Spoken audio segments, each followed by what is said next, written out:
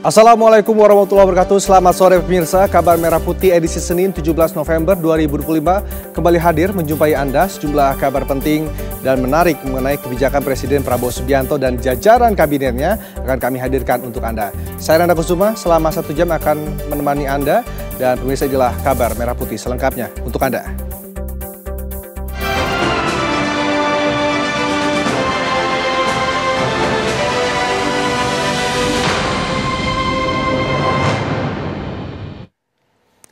Pemirsa, Presiden Prabowo Subianto meluncurkan digitalisasi pembelajaran untuk Indonesia Cerdas di SMP Negeri 4, Kota Bekasi, Jawa Barat. Kedatangan Presiden selain disambut oleh siswa dan guru, juga dinantikan oleh warga di sekitar SMP Negeri 4, Kota Bekasi. Sebelum acara dimulai, Prabowo sempat meninjau sejumlah ruang kelas yang memiliki fasilitas smartboard. Selain itu, Presiden juga berdialog dengan sejumlah guru dan murid dari sejumlah sekolah di Indonesia yang mengikuti acara peluncuran ini secara daring.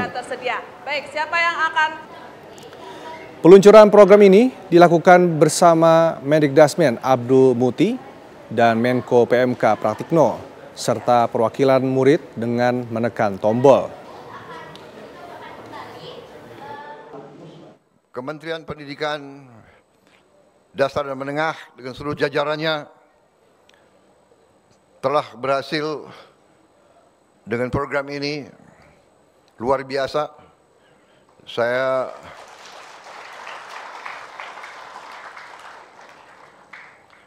berpikir program ini mungkin butuh 1 tahun lebih, tapi ternyata sejak kita canangkan, waktu bulan apa ya kita canangkan ya, Menko sama Mendik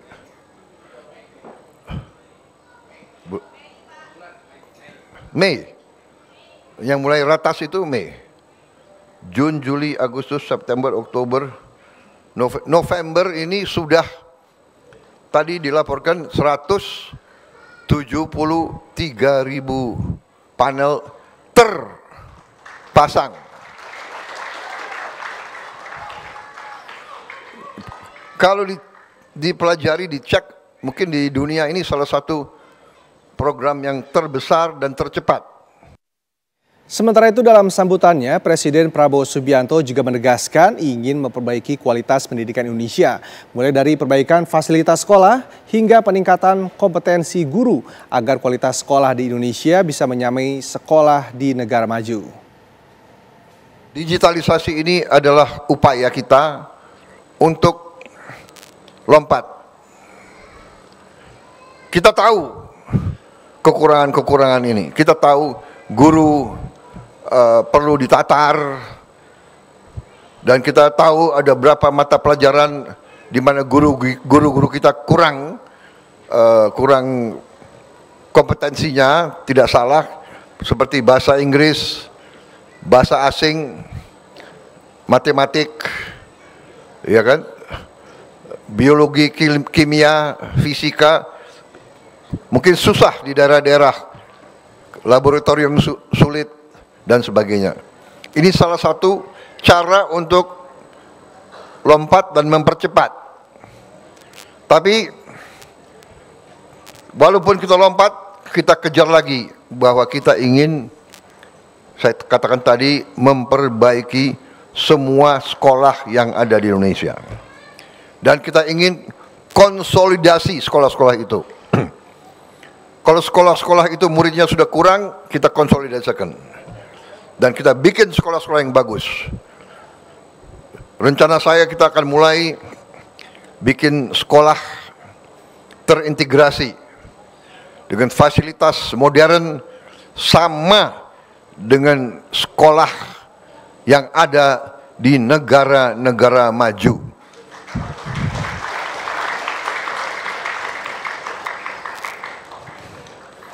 Saya memang begitu. Canangkan, nanti kita akan menuju tercapai. Tapi kita kalau ragu nggak akan ada apa-apa. Ya, lalu apa saja hal yang menarik dalam kunjungan Presiden Prabowo Subianto ke Kota Bekasi hari ini? Kita akan tanyakan kepada reporter TV One Kurnia Dwi Hapsari. Kurnia, apa saja agenda Presiden selama di Bekasi pada hari ini? Iya, Rendra dan juga pemirsa, tadi sejak pagi hari ini ribuan warga baik dari pelajar maupun masyarakat sudah sangat antusias memadati area Jalan Komodo Perumahan 1 atau tepatnya di depan SMP Negeri 4 Kota Bekasi, di mana memang para warga maupun pelajar ini sengaja datang sejak pagi, sejak pukul 6, ada juga yang pukul 8 pagi, untuk menyaksikan langsung ataupun menyambut kedatangan langsung Presiden Prabowo Subianto. Adapun kedatangan Presiden Prabowo Subianto ke SMP Negeri 4 Kota Bekasi ini, yaitu untuk meluncurkan secara resmi interaktif flat panel ataupun smart board di sekolah-sekolah, di mana memang sudah sekitar 172.000 lebih smartboard yang telah dibagikan ataupun disalurkan ke sekolah-sekolah yang ada di Indonesia. Masyarakat sendiri dan juga tadi pelajar ini memang sangat antusias untuk menyambut kedatangan Presiden Prabowo, di mana dalam peluncuran ini Presiden didampingi oleh Mendikdasmen dan juga tadi ada Menteri Pratikno dan juga ada Gubernur Jawa Barat Deddy Mulyadi. Memang menurut Presiden sendiri pembelajaran secara digitalisasi ini agar membuat para pelajar di Indonesia ini lebih semangat, di mana di SMP Negeri 4 Kota Bekasi juga merupakan salah satu sekolah yang sudah mendapatkan smartboard, di mana sudah sekitar 1 minggu sekolah ini mendapatkan smartboard. Dan tadi saya juga menanyakan kepada salah satu siswa, di mana mereka mengatakan bahwa dengan adanya smartboard di sekolah ini pembelajaran bisa menjadi lebih menyenangkan, karena pembelajaran bukan hanya sekedar satu arah, namun juga adanya proses belajar secara interaktif antara guru dan juga pelajar, di mana smartboard ini antara guru dan juga pelajar bisa menggunakan layar sentuh dan membuat teks maupun audio visual, sehingga proses belajar mengajar selain lebih menyenangkan juga pelajar ini bisa cepat menangkap pelajaran secara menyenangkan yang disampaikan oleh para guru. Dan memang rencananya seluruh sekolah di Indonesia akan dibagikan smartboard ini. Tadi sekitar 2 jam Presiden Prabowo berada di sekolah ini. Bukan hanya kedatangannya, kepulangannya pun disambut antusias oleh warga Kota Bekasi, dan Presiden juga membagikan kaos dari mobil atau kendaraan maungnya. Demikian, Rendra, kembali ke Anda. Terima kasih Kurnia Dwi Hapsari, informasinya langsung dari Bekasi, Jawa Barat. Pemirsa, pertemuan Presiden Prabowo Subianto dan Raja Abdullah II bin Al-Hussein menghasilkan sejumlah kerjasama antar kedua negara. Tak hanya soal kerjasama kedua negara, hal unik selama di tanah air adalah momen akrab dan hangat antara Raja Abdullah II bin Al-Hussein dan juga Presiden Prabowo Subianto.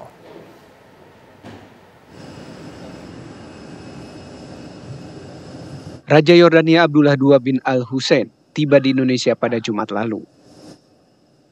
Suasana hangat terasa saat Presiden Prabowo Subianto menjemput langsung Raja Yordania Abdullah II bin Al-Hussein di Bandara Halim Perdana Kusuma.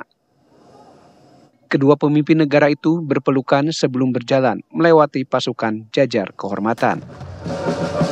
Setelah itu Presiden Prabowo dan Raja Abdullah II menuju ke Istana Kepresidenan dalam satu mobil. Setibanya di komplek Istana Kepresidenan, Presiden Prabowo mempersilakan Raja Abdullah untuk menaiki tangga Istana Merdeka. Lalu, keduanya menyaksikan upacara penyambutan di halaman Istana Merdeka. Pertemuan pun dilanjutkan dengan kerjasama bilateral antara kedua negara di Istana Negara. Sejumlah kerjasama pun dibahas, termasuk membahas dinamika kawasan Timur Tengah dan perkembangan situasi dan pengiriman tentara perdamaian di jalur Gaza. Datang dijemput, pulang pun diantar. Keesokan harinya, pada Sabtu 15 November, Presiden Prabowo Subianto mengantar langsung Raja Yordania Abdullah II bin Al-Hussein menuju landasan udara Halim Perdana Kusuma, usai kunjungan kenegaraan di Indonesia. Di momen ini, lagi-lagi suasana akrab antara Presiden Prabowo dan Raja Abdullah II terlihat. Mereka kembali berpelukan sebagai tanda perpisahan. Tak lama, pesawat kenegaraan Yordania lepas landas meninggalkan wilayah udara Indonesia. Kunjungan ini menjadi kelanjutan dari pertemuan antara Presiden Prabowo Subianto dan Raja Abdullah II bin Al-Hussein di Istana Al-Husainiyah pada April 2025 lalu. Dari Jakarta, tim TV One mengabarkan.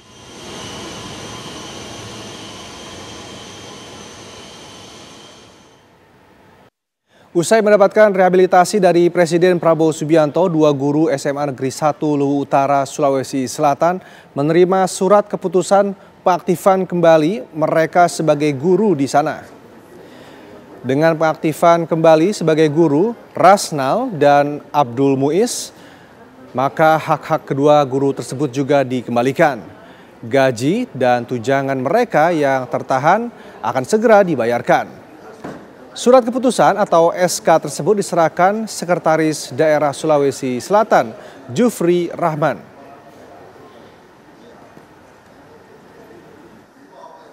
Yang di pangkunya sebelumnya kita serahkan. Kemudian hak-haknya selama beliau bersoal, itu kita hitung dan BKAD sudah menyiapkan 90 juta lebih ya. Itu 130-an dengan TPP dan TPG. Tunjangan profesi guru, tambahan penghasilan pegawai, gaji pokok, hak-hak lainnya. Itu 100 lebih. Dan itu kalau selesai ini beliau ke BKD bisa cair. Nanti langsung ke BPD. Oke? Tim SAR gabungan hari ini menemukan 3 jenazah korban longsor di Cilacap, Jawa Tengah. Proses pencarian korban longsor di Majenang, Jawa Tengah oleh tim SAR gabungan terus dilaksanakan. Pada hari ini 3 korban longsor berhasil ditemukan oleh tim SAR. 3 korban yang ditemukan atas nama Nilna Nur Fauzia berusia 9 tahun, Wafik Nur Aini 15 tahun, dan Cahyanto 57 tahun. 3 korban ini ditemukan di sektor A2. Dengan penemuan tersebut, jumlah korban yang masih dalam pencarian bersisa 7 orang. Sementara 16 korban ditemukan dalam keadaan meninggal dunia.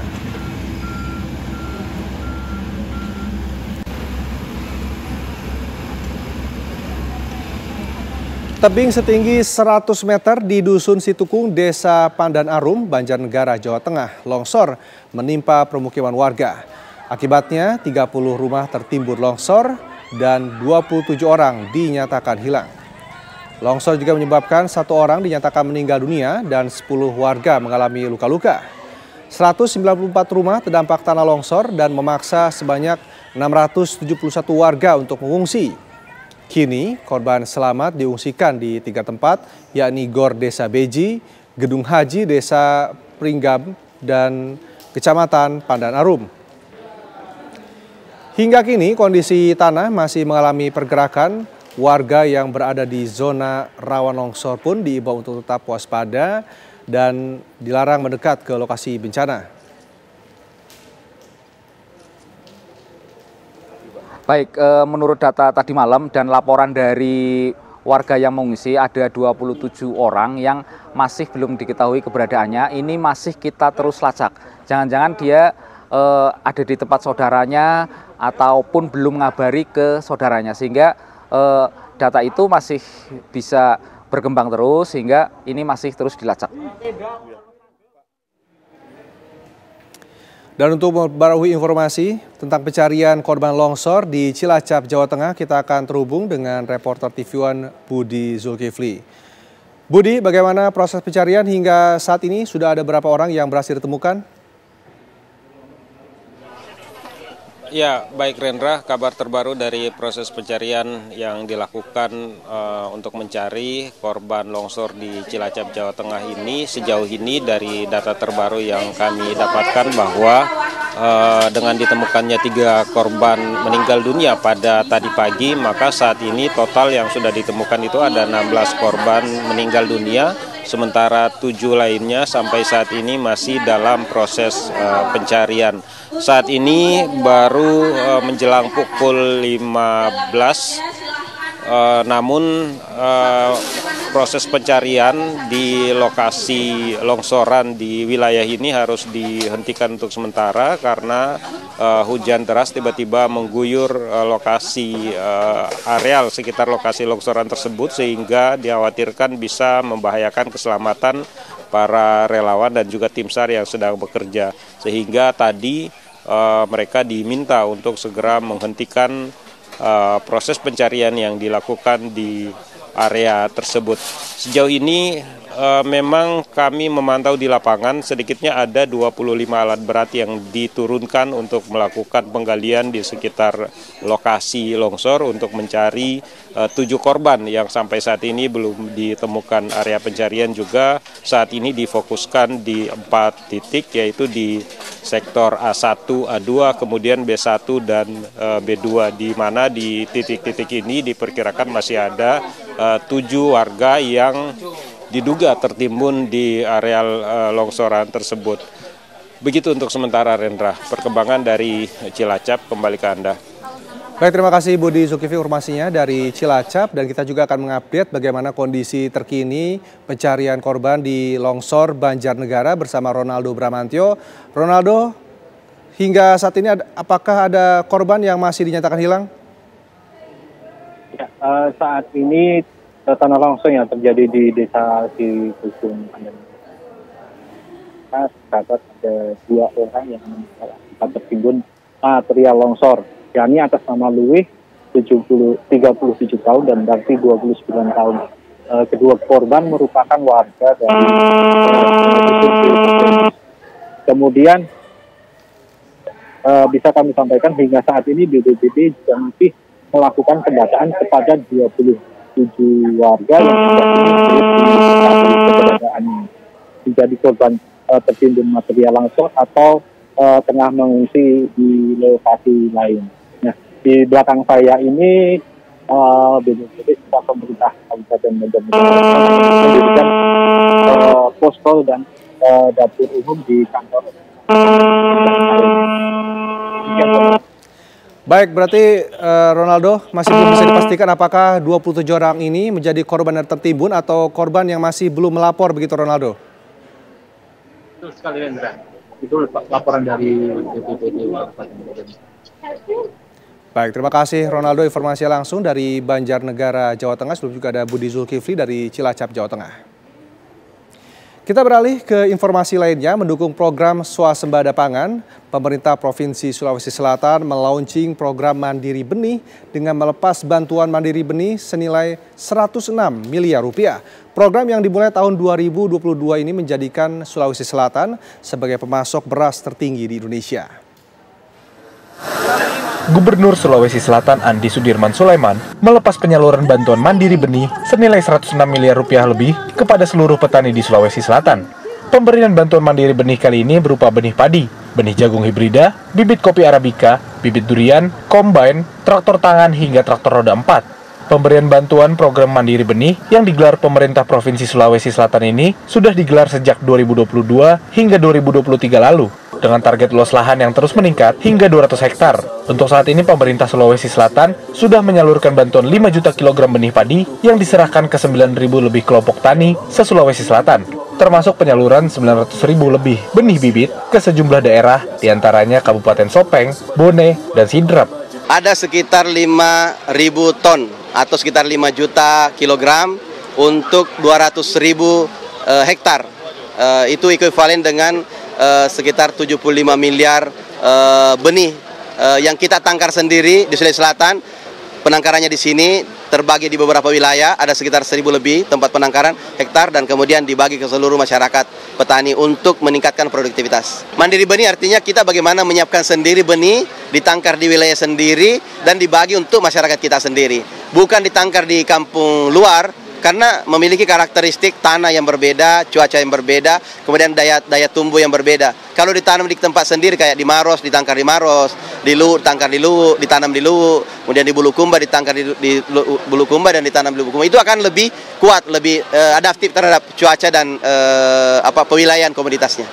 Pelaksanaan program Mandiri Benih ini bukan hal yang baru bagi pemerintah Provinsi Sulawesi Selatan. Program yang mulai dilakukan sejak 2022 lalu berhasil meningkatkan produksi beras di Sulawesi Selatan dan menjadikan Sulawesi Selatan sebagai pemasok beras tertinggi di Indonesia. Berdasarkan data statistik menyebutkan bahwa produksi beras di Sulawesi Selatan di tahun 2025 diperkirakan mencapai 3,10 juta ton. Ini mengalami peningkatan 12,05% dari tahun sebelumnya, yakni sekitar 2,67 juta ton. Pelaksanaan program Mandiri Benih yang dilaksanakan oleh pemerintah Provinsi Sulawesi Selatan ini dilaksanakan untuk mendukung program swasembada pangan yang dicanangkan oleh Presiden Prabowo Subianto. Dari Makassar, Sulawesi Selatan, tim TV One mengabarkan. Kembali di kabar Merah Putih, pemirsa, Badan Legislasi DPR melaksanakan rapat dengar pendapat umum atau RDPU untuk membahas revisi Undang-Undang BPIP. Balik DPR mengundang sejumlah ormas keagamaan untuk memberikan masukan terhadap RUU BPIP yang akan memperkaya substansi draft. Dari MUI, Profesor Muhammad Najib mendukung RUU BPIP, namun menegaskan BPIP tidak boleh jadi penafsir tunggal Pancasila. Parisada melalui Iketut Budiasa mengusulkan BPIP ditingkatkan menjadi Dewan Nasional untuk memperkuat koordinasi setingkat menteri. Ketua PBNU Profesor Rumadi Ahmad mengusulkan judul RUU disesuaikan menjadi PIP agar tidak menimbulkan kesan BPIP menjadi satu-satunya pembina ideologi dan mengingatkan risiko BPIP menjadi super body. Dan ini sebenarnya menjawab keyakinan saya.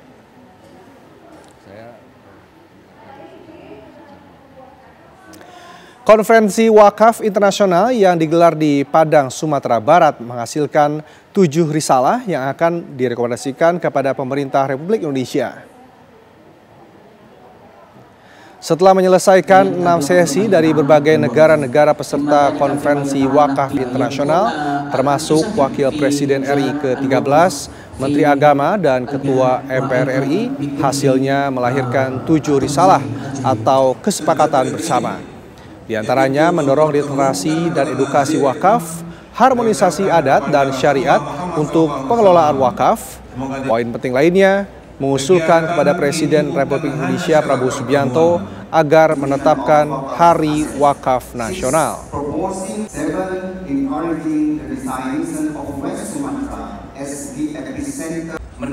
Jadi kalau dana umat itu hampir sama jumlahnya dengan pajak pertahunan, itu baru umat Islam. Nah, umat agama lain juga punya ceritinya seperti Katolik, Protestan, Hindu, Buddha. Kami sudah menghimbau kepada mereka juga, mari kita bersama-sama sebagai umat beragama agar permasalahan kemiskinan umat itu kita tanpa harus menggunakan uang pajak. Uang umat itu sendiri itu mampu menyelesaikan persoalan kemiskinannya. Pemirsa, ratusan pramuka dari seluruh Kalimantan Timur berkumpul di bumi perkemahan Mayang Mangurai, Jalan Poros Labanan, Teluk Bayur, Kabupaten Berau. Mereka mengikuti apel besar peringatan Hari Pramuka ke-64 tingkat cabang Berau yang dirangkai dengan pembukaan kemah Dewan Kerja tingkat daerah Kalimantan Timur.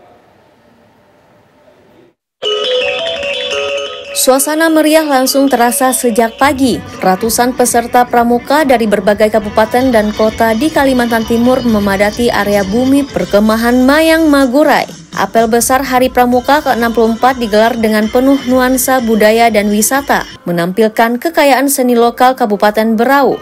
Pembukaan acara diawali dengan pementasan tarian tradisional Banua, Dayak, dan Bajo. Kehadiran berbagai tarian khas Nusantara ini tidak hanya menambah kemeriahan, tetapi juga menjadi simbol bahwa Berau memiliki potensi budaya yang kuat untuk dikembangkan sebagai daya tarik wisata. Kemeriahan apel besar dan pembukaan kemah Dewan Kerja ini menunjukkan tingginya antusiasme generasi muda pramuka dalam mengembangkan kreativitas, budaya, dan semangat kebersamaan. Berau, saya pikir suatu hal yang positif di mana Kalimantan Timur bisa hadir di Kabupaten Berau ini. Yang pertama tentu saja adalah silaturahmi di antara sesama pramuka, dan kami pemerintah provinsi sangat mendukung hal itu. Karena pramuka ini sangat penting, mereka adalah organisasi non pendidikan yang sangat mendukung pendidikan kita. Tentu saja ini adalah bentuk apresiasi Provinsi Kalimantan Timur untuk kegiatan pramuka, dan atas semua itu kami mengucapkan apresiasi yang luar biasa, dan tentu kami sangat mengharapkan support dari Provinsi Kalimantan Timur untuk meningkatkan sumber daya manusia, karena pramuka ini adalah wujud salah satunya meningkatkan sumber daya manusia yang siap bekerja di mana saja, di dalam maupun di luar ruangan. Kabupaten Berau menjadi tuan rumah se-Kalimantan Timur. Bupati juga mengucapkan sangat apresiasi untuk pramuka ini untuk meningkatkan sumber daya manusia. Bupati juga menyampaikan budaya serta wisata Berau untuk menjadi lebih bagus. Berau memang sangat baik di tempat budaya dan wisata. Pramuka adalah pendidikan berkarakter untuk anak-anak. Karena di sini anak-anak tidak hanya dilatih untuk soft skill-nya ya, tapi ada juga pelatihan-pelatihan, lomba-lomba kreativitas seni, dan juga pelatihan public speaking, pelatihan kepemimpinan, dan juga ada seminar, workshop, dan lain. Padat sekali kegiatannya, dan yang utama memang juga memperkenalkan pariwisata di Kabupaten Berau. Gerakan Pramuka memiliki peran strategis dalam menanamkan kemandirian, disiplin, dan akhlak mulia bagi generasi muda, dan nantinya mereka akan melanjutkan estafet kepemimpinan daerah dan bangsa. Dari Berau, Kalimantan Timur, tim TV One mengabarkan. Pemirsa, Menteri Pertahanan Syafri Syamsuddin melakukan kunjungan kerja ke Batalion Infanteri Teritorial Pembangunan 857 Gajah Sora di Kabupaten Piti, Aceh. Kunjungan tersebut sebagian dari langkah strategis Kementerian Pertahanan untuk memastikan kesiapan sekaligus memperkuat kemampuan satuan teritorial dalam mendukung pelaksanaan tugas pertahanan negara.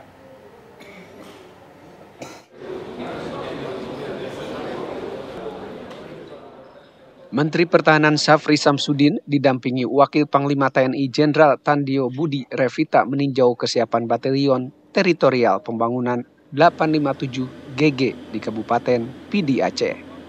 Dalam kunjungan kerjanya, Menhan Syafri mengajak serta sejumlah pimpinan redaksi media massa nasional. Syafri bertolak dari Bandara Halim Perdana Kusuma dengan menggunakan pesawat angkut Airbus A400 militer yang baru saja dibeli pemerintah Indonesia dari pabrikan Airbus di Eropa. Ini merupakan terbang perdana setelah tiba di tanah air.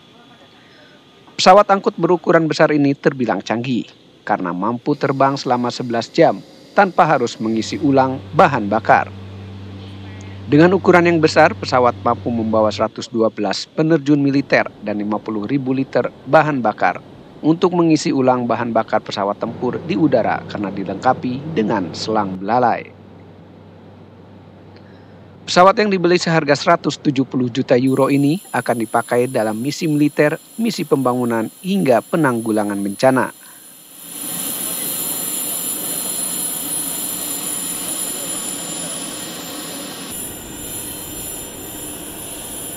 Dari Banda Aceh, Menteri Pertahanan Syafri Syamsuddin melanjutkan perjalanan ke Batalion 857 Gajah Sora, Kabupaten Pidi, dengan menggunakan helikopter Karakal. Siap.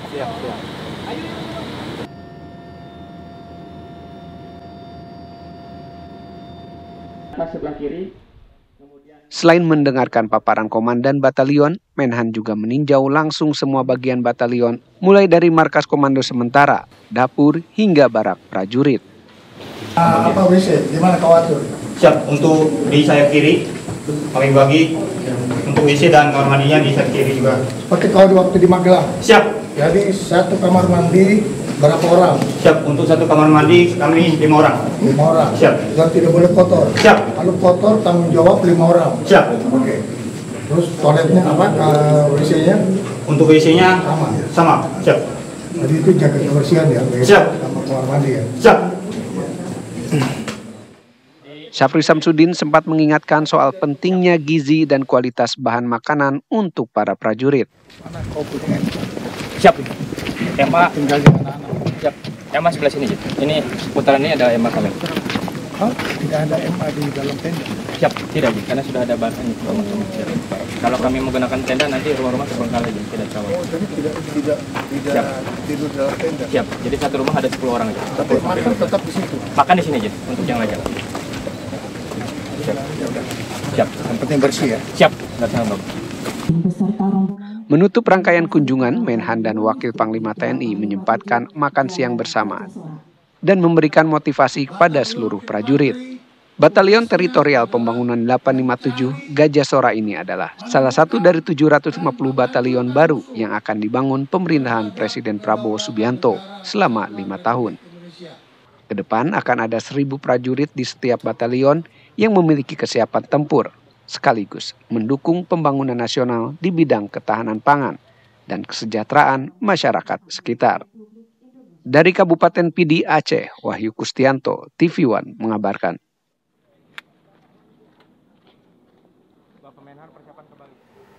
Kita ke kabar lainnya, PT Telekomunikasi Indonesia menggandeng Universitas Gadjah Mada dalam pengembangan teknologi Artificial Intelligence atau AI. Keduanya sepakat untuk kerjasama mendirikan AI Center for Excellence di Gelanggang Inovasi dan Kreativitas UGM.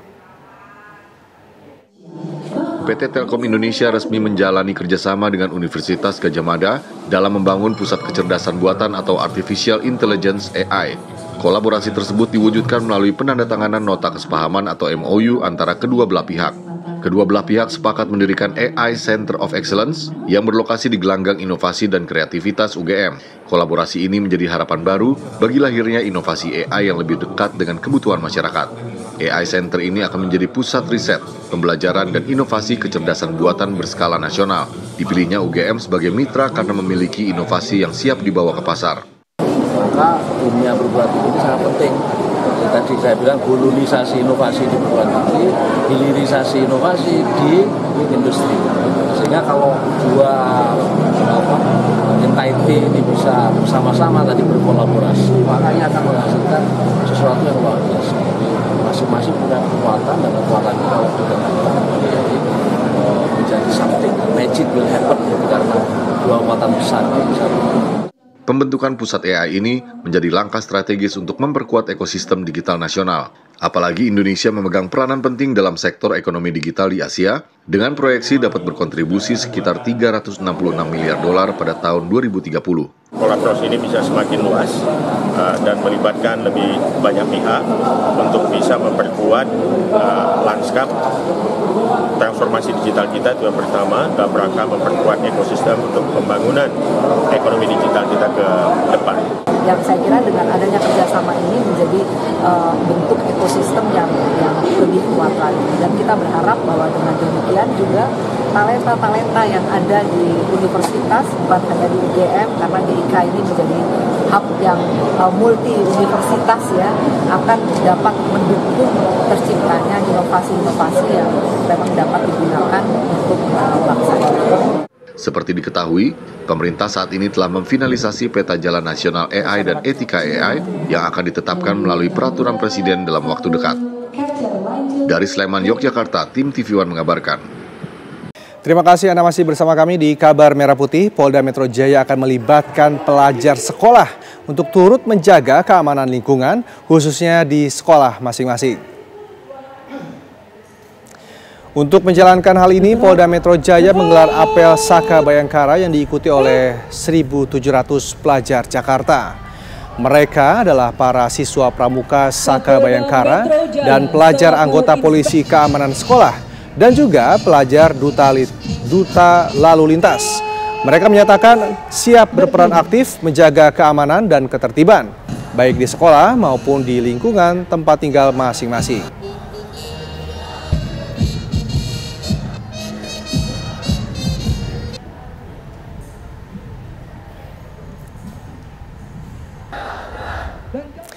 Informasi tadi menjumpa kita di Kabar Merah Putih hari ini. Saat lagi ada berita utama kriminal bersama Prita Zaiga yang akan hadir menemani Anda. Saya Rena Kusuma, pamit undur diri. Terima kasih. Sampai jumpa.